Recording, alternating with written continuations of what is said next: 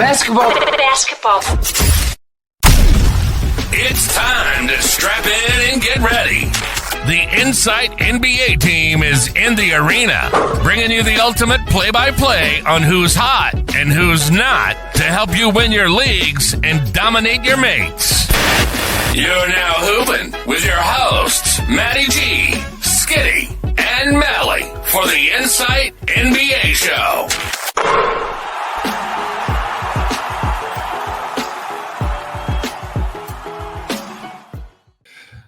Good morning, good evening, good afternoon, wherever you are. I am Matty G. This is Adam King. What of an emergency pod, because I think yesterday we're dealing with chalk and cheese. Kingy, we had the best kept secret in NBA trade history versus the worst kept secret, I guess, in NBA trade season this year.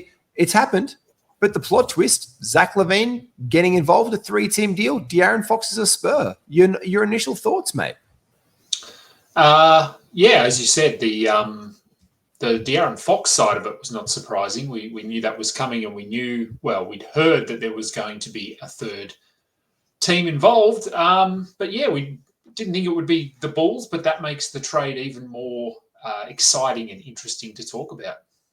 Were you surprised to find out that Jordan McLaughlin is still alive and playing basketball at a professional level? When I saw his name, I'm like, oh, Jordan, the Timberwolves guy. Like, I think I streamed him once upon a time last year. This is the trade breaks down as done by Shams. The Spurs obviously get De'Aaron Fox and Jordan McLaughlin. The Kings getting Zach LaVine, City Cisco, 3 first-round picks, including Charlotte's. This is not a small haul because next year's Charlotte pick it's not looking great. And that's their first round pick as well. I don't know. Is it protected, King? It is. Yeah. It won't convey. Yeah. So I think it's top 14 protected. Top 14 protected. And it's definitely going there at this rate. Yeah. So I think Charlotte are going to be top 5 or something. So there's it's pretty much no chance this conveys. And I think if it doesn't, it turns into 2 second-round picks. So yeah, they're probably looking at something down the line there. The Bulls, though, they're getting Zach Collins. So this is an interesting one. That's the plot twist with Zach Collins, because I think the stash that we've all been talking about there is Jalen Smith. If Vucevic went, there was rumors, and it just apparently went the other way at the last minute. The Warriors were looking at getting LaVine and Vucevic together over in Golden State. That fell over. Talk stored there, and with the Butler trade, and then that's what opened up the window for Sacramento for LaVine to go across and join DeMar DeRozan there. Zach Collins joins the team. Trey Jones, who must be just feeling like absolute dog shit, never being able to. The amount of guards, your heart goes out to him. Yeah, he tries his best, doesn't he? But he's just not quite that good. He would. I don't think he really play. Maybe he plays. How can they play or something? Can they? They've got to. This is what I mean. Like, are the Bulls lining up for another trade? We've heard Lonzo Ball in the works in a potential trade, but they've got, look at their guard depth. I mean, Giddey for a start, Lonzo Ball, who I just mentioned, Kobe White, Ayo Dosunmu already. There's 4. You add Trey Jones to the mix. Look, they're already really stacked in the position there. They've also attained Kevin Huerter in the trade as well, and their own 2025 pick versus the San Antonio Spurs. What was your immediate thought? Like, oh, great, it's happened. It's happened. Obviously, there were a lot more moving pieces that when compared to the trade yesterday. So, a little bit more to break down in some respects. But I also think that in other ways, there isn't a huge shift in value for anyone here. I think there's small shifts. But I don't really see anyone significantly. I guess the key on Ellis stashability probably, it doesn't go away, but it's probably reduced with this news. But I mean, are the Kings done? Maybe they're going to make some more moves here. We don't know. So this is, I guess, whatever we decide on now, whatever move, like value changes, that sort of thing. It's assuming nothing else changes, but in 4 days we could have some more movement. And probably the most, well, not the most, but one of the interesting aspects here, you mentioned the Bulls get their own pick back via San Antonio. to me, that basically says Vooch is gone because Yeah, why 100%. would you want that pick? I mean, of course you want a first round pick back, but in moving, they basically moved LaVine for nothing here. So it's, in my eyes, this tells me that they are, I don't know if tearing it down is the right word, but I think they want to try and get a high draft pick to bring someone in to not replace LaVine, obviously, but they want to get as high a draft pick as they can get, which means losing games, which to me means you have to get rid of Vooch. And I don't know what they'll get back for him. But yeah, I do think that Jalen Smith stash is probably looking okay. And I also think the Mattis Buzelis stash is looking pretty good now as well. The Buzelis one was my number one ad straight away. I think he's been playing really well of late. He's been plus 500 from the field last 3 games. Magic number 12, 2 threes, 12, 100% from the line. Chipping in rebounds, nothing by way of assist. But the couple of blocks just chipping in these, I guess it's harder to find blocks off the wire and volume, but he seems to be getting 1 or 2 a game for the last couple of runs. So the booze bust, as I like to call him, has been on a bit of a run right here. Turning our eyes back to Sacramento for a second, I think Keegan Murray also hurts in this a little bit as well. I think people who had any kind of hope or salvageability of taking this guy and like, no, he'll be fine. He'll be able to work off DeMar DeRozan. DeMar DeRozan, not a great 3-point shooter. De'Aaron Fox has been forced to take more threes this year.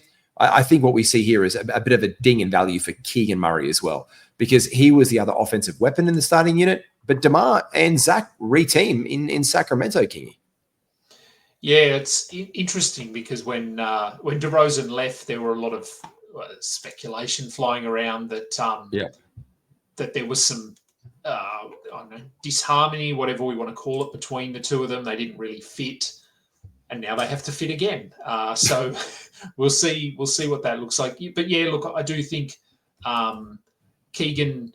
I mean, he'll sort of just float around where he's been, which is not great, not terrible. Malik Monk, I think, gets if not a bump, he's at least locked in now as top 40, top 30 player. The way this would, and again, there could be moves coming, but this would indicate that they are happy with him playing point guard, which means the assist numbers are going to be really high. So I think Monk is a bit of a winner here. Again, not a massive shift in value, but certainly a positive for him. Yeah, now I think as well, if it's going to be Smith is going to start over Collins 100% here, unless they do want to just suck the way through. And I think we see a lot of Collins midgets, as you said. That was the really interesting thing that stood out to me. Like Sacramento obviously wants to win. They think just offensive firepower running through Malik Monk is going to be the way to go. We swing back to Chicago, and I still think that it'll be Jalen Smith that starts over Zach Collins, but I do think we do see some Collins, but I'm going to continue to stash Jalen Smith. But I pretty much think now it's like the worst kept secret to stash Smithy. So we can kind of look elsewhere. I know people have been picking him up and seeing where it goes. I know in most of my leagues now, he is gone. And I just did a show of Mally before, and I think we even saw his numbers again while we were on the air rise. It had gone up, just as Yahoo does their daily tick over. It was just after 7 p.m. tonight. And I'll go at right now, and I already think he'd gone up another 3% as well for anyone who just started. Jalen Smith, here we go. I'll bring up the big fella right here. Jalen Smith has gone up. Indeed, he's a game time to see with the illness. Yeah, there we go. He's gone up 3% to 12% rostered. So he is widely available in a lot of Yahoo leagues. None that I'm in. He is available in none of my Yahoo leagues or yours. But if he is, he's definitely the one we're looking at stashing. I think that's the big payoff at the end of this one for us, Kingy. Yeah, I'm not. I know people are a bit worried about Zach Collins and where does he fit? Are they going to use him as the backup, or is he the stash now? I don't think that's the case. I think the purpose of this trade for them was to get off of Zach LaVine and get that first round pick back. They get some assets at least for further trades. Like Zach Collins, Trey Jones, Kevin Huerter can all play. They're all more than capable of being role players on teams. So they're not completely useless, but they're not in the Bulls' plans, I don't think. And they actually actively went out and got Jalen Smith. So to me, I think he is still probably that stash / backup. 100% agreed. I'm also curious of Trey Jones. I think he is one of the guys that could move yet again from there, obviously because of that guard depth. And I mean, I look at teams like the Charlotte Hornets right now and be like, if LaMelo Ball rests the rest of the way, we know that Trey Mann is now out for the rest of the season there as well. Nick Smith Jr. getting a bit of burn. Like these little teams that aren't doing a lot, they could just pick up these assets and they're throwing them away and get something back. Like this is someone who I'm monitoring there. Obviously, Jordan McLaughlin. But the one thing I was want to ask you was Chris Paul. I've heard a lot of people going, oh, I'm throwing away Chris Paul. I'm throwing away Chris Paul. I don't see that being the case. Chris Paul has shown time and time again that he can work really well with other guards. I think he is he's okay to take the ball out of his hands and set guys up and mentor younger players. We've seen it in Oklahoma City. We've seen it throughout his stops now.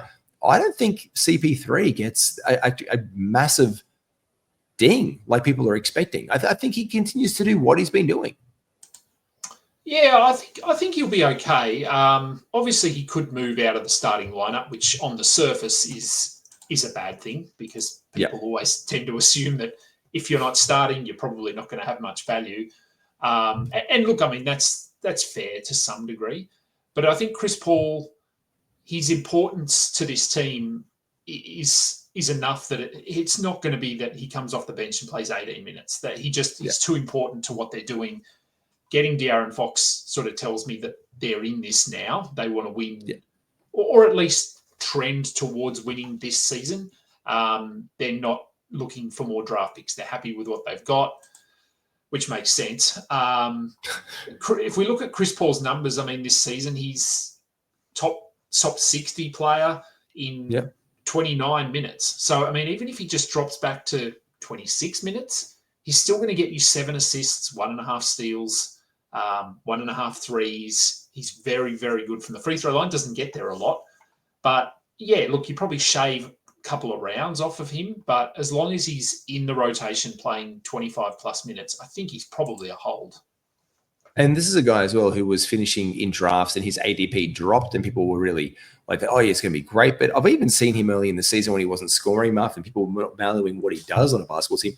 But dropping him off on wires early in the season as well, just trying to make grabs early on. So this is a guy who just always rallies, always plays his role, takes his time. He's been considerably fit this year as well. And this is a great opportunity for them to rest and get good for the playoffs. Kingy, thank you so much. Well, make sure you like and subscribe. Do all the things. Make sure you check out our latest gear of NBA fantasy wear. The link for that is down below with 20% of all of the profits going to a great cause to our good friend Dan Besbris's kids' school over in Los Angeles to help them rebuild after the fires. All of that money, all of that 20% profit, we're going to give there for the month of February. So make sure you jump down into the links below and pick some of that up. Kingy, thank you very much, mate. Where can people find you? Twitter, Blue Sky at Adam King 91. The shows are rolling. We've got the trade deadline show this week or weekend, close to the weekend, Friday morning for us. So looking forward to that. And then we've got, it's a couple of days. The All-Star break is then sort of upon us. It's just around the corner. So that's always a nice break from fantasy for all of us. We don't have to do as much. And then we hit the fantasy playoffs. So it's all systems go.